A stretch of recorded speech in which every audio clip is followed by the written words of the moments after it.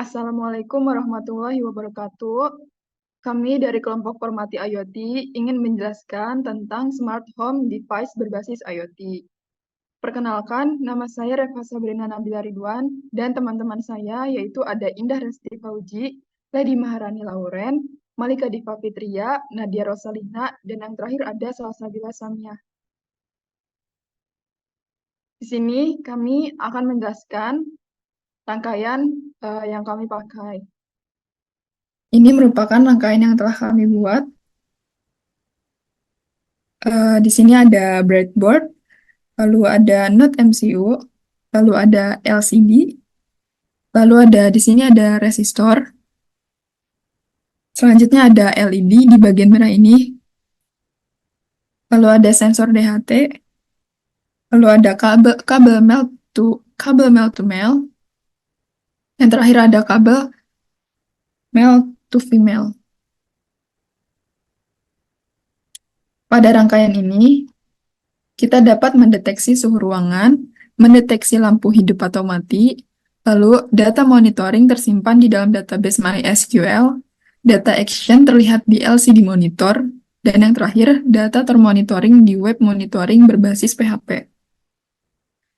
Selanjutnya,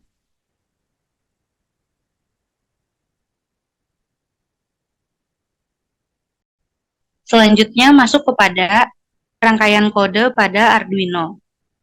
Pertama ada include ESP8266 Wi-Fi. Ini digunakan sebagai untuk memanggil library Wi-Fi agar bisa terkoneksi dengan internet. Kemudian ada include Liquid Crystal I2C. Ini untuk memanggil library dari LCD monitornya. Dan include DHT.h untuk memanggil library sensor DHT-nya. Di sini koneksi yang kita gunakan pada laptop yang digunakan untuk membuat program ini dengan SSID bernama Not Yours, passwordnya seperti yang dapat dilihat, dan hostnya ini merupakan IP address dari laptop yang kita gunakan. Kemudian Liquid Crystal underscore I2C LCD ini untuk menampilkan data pada layar LCD monitornya. Kemudian untuk menginisiasi pin D5 pada sensor DHT yang kita gunakan dengan tipe DHT11. Kemudian di sini ada integer LED D0, itu maksudnya LED ini terhubung pada pin D0 di breadboard dan Node MCU-nya. Masuk kepada void setup. Di sini ada pin mode, LED, output sebagai output dari LED yang nantinya akan dihasilkan, entah on atau off. Kemudian di sini ada LCD.backlight. Fungsi ini digunakan untuk membuat tampilan layar LED-nya ini cerah dan tidak redup, sehingga tulisan atau data-data yang muncul pada layar LCD tersebut akan lebih jelas untuk dibacanya. Kemudian kita DHT begin untuk memulai dari sensor DHT-nya, dan serial begin bernilai 9.600. Serial.println sampai dengan serial.println connecting to SSID di sini untuk menyambungkan koneksi kita ke Wi-Fi yang bernama Not Yours seperti yang dijelaskan di atas.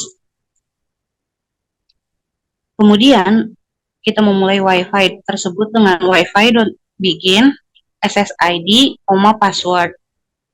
Selanjutnya, ketika Wi-Fi statusnya itu tidak terkoneksi atau tidak terhubung, maka pada serial monitor akan menampilkan atau mencetak titik-titik yang akan di looping secara terus-menerus ketika koneksi tersebut tidak terhubung. Kemudian ketika koneksinya terhubung, maka dia akan mencetak di serial monitor yaitu Wi-Fi connected dengan IP address-nya sesuai dengan yang telah diinisiasikan di atas. Selanjutnya adalah void loop. Di dalam void loop ini kita mendeklarasikan atau menginisiasikan untuk membaca temperatur dari sensor DHT dengan tipe data float dan nama variabelnya adalah suhu underscore Celsius. Kemudian di sini kita juga membuat variabel kosong yang dimana nantinya variabel ini digunakan untuk menampung data dari kondisi lampu yang ada dengan variabel string, maksudnya tipe data string dengan namanya value. Jika suhu Celsius tidak terdeteksi, maka pada LCD monitor akan ditampilkan Henry temperature data. Kemudian, jika suhu ditemukan, maka pada baris pertama akan ditampilkan temperatur dan nilai derajat Celsiusnya. Pada baris kedua LCD-nya, ini akan menampilkan kondisi lampunya. Jika suhu Celsiusnya kurang dari 32 derajat, maka LED tersebut akan mati. Dan pada LCD-nya akan ditampilkan lampu mati dengan value-nya off. Pada baris kedua LCD monitor ini akan mencetak kondisi dari lampunya. Jika suhu kurang dari 32 derajat, maka lampunya akan mati dan pada LCD akan ditampilkan lampu mati. Jika suhu di atas atau sama dengan 32 derajat, maka lampu LED itu akan nyala dengan menampilkan data lampu nyala pada LCD monitornya. Dan value off maupun value on yang ada pada LED ini digunakan untuk dikirimkan ke database nantinya. Selanjutnya, jika klien tidak terhubung dengan host dan port yang telah ditentukan, maka pada serial monitor akan dicetak connection failed. Kemudian string URL http host/formative UAS underscore IoT1 /formative UAS IoT1.php suhu sama dengan suhu Celsius dan LED sama dengan value ini digunakan sebagai URL untuk merequest nantinya ke database. Jika koneksinya terputus atau ada gangguan di tengah-tengah ketika menjalankan kode program ini, maka dia akan di-unsign long timeout. Ini maksudnya nanti akan dicetak bahwa connection client ini timeout. Selanjutnya, ketika koneksi klien ini ada atau tersedia, maka akan dicetak. Jika data berhasil disimpan, maka akan dicetak berhasil. Yes, data masuk. Tapi jika tidak, akan dicetak gagal. Dan maaf, data gagal masuk. Selanjutnya, kita akan masuk ke dalam kode untuk koneksi ke database MySQL. Yaitu, yang pertama, kita akan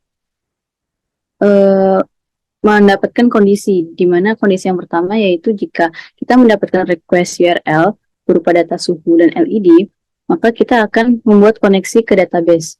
Pertama, kita akan menginisiasikan variabel-variabel yang dibutuhkan, yaitu server name sama dengan localhost, username root, passwordnya kosong, DB name-nya yaitu kita beri nama db_smart_device. Lalu kita juga setting time zone-nya yaitu date default time zone set Asia Jakarta dan waktunya dengan format DMY jam, menit, detik. Kemudian kita membuat koneksi dengan variabel con sama dengan new MySQL dalam kurung variabel server name, username, password, dan DB name. Nah, namun jika tidak ada request data URL yang diterima, maka akan muncul tidak ada data suhu dan lampu yang diterima. Jika ada data yang diterima, maka akan diturunkan lagi beberapa kondisi. Jika koneksi gagal, maka akan muncul pesan koneksi ke database gagal diikuti pesan errornya. Jika koneksi berhasil, maka akan memasukkan data ke tabel history smart device. dengan field ID, suhu, LED, waktu, dan nilai-nilainya yaitu 0, nilai suhu, nilai LED, dan nilai waktu. Jika koneksi berhasil, maka data berhasil disimpan dan akan muncul pesan data berhasil disimpan. Namun jika gagal, maka akan muncul pesan error beserta pesan errornya. Selanjutnya, terdapat database di mana database tersebut bernama DB Smart Device. Ini adalah data-data yang diperoleh dari percobaan pada rangkaian smart device. Di sini terdapat 4 field yaitu ID, suhu, LED, dan waktu. Untuk field ID sebagai nomor unik dari setiap row. Untuk field suhu digunakan untuk menampung data-data suhu yang terdeteksi. Field LED untuk menampung data keadaan lampu on atau off. Jika suhu di bawah 32 derajat, maka LED akan off, dan jika di atas 32 derajat, maka LED akan on. Field waktu untuk menampung histori waktu saat melakukan percobaan. Dengan struktur data field ID menggunakan tipe integer dengan panjang data 11 dan sebagai primary key dan auto increment. Untuk field suhu menggunakan tipe data float dengan panjang data 5 dan 2 digit di angka di belakang koma. Field LED menggunakan tipe data varchar dengan panjang data 255. Field waktu menggunakan tipe data varchar dengan panjang 255. Oke, selanjutnya kita ke koneksi.php. Di variabel koneksi sama dengan MySQLi connect, yang mana localhost ini sebagai server, lalu root sebagai server name, username, dan yang kosong ini adalah password dan DB Smart Device. Data koneksi ini akan menampung data lokal server database ke PHP MyAdmin. Nah, jika MySQLi Connect ini error, akan menampilkan koneksi ke database gagal dan beserta pesan errornya. Akan mencetak koneksi ke database gagal. Selanjutnya ini ada kode dari tampil data monitoring. Nah, dengan judul Smart Device Monitoring Suhu dan Lampu. Pada tabel ini terdapat garis yang berisi ID, temperatur, LED, dan time atau waktu. Dari tabel ini terdapat include koneksi.php yang tadi yang sudah dijelaskan, yang berisi variabel nomor sama dengan 1, variabel data sama dengan MySQLi query, dengan variabel koneksi yang berisi select dari from history smart device, yang mana melakukan pengulangan dari variabel row sama dengan MySQLi fetch array dari variabel data. Lalu di masing-masing row ini berisi variabel nomor, suhu, LED, dan waktu untuk melakukan pengulangan dari history smart device. Lalu kita akan melihat tampilan dari tampilan dari tampil data monitoring di berbasis PHP. Berikut merupakan tampilan akhir dari percobaan yang kami lakukan dengan menampilkan data monitoring suhu dan lampu pada halaman website PHP, di mana data-data ini diperoleh dari database yang sebelumnya dijelaskan. Nah, jadi kesimpulannya dari rancangan smart device yang kami buat berhasil untuk mendeteksi suhu ruang dan mendeteksi keadaan lampu.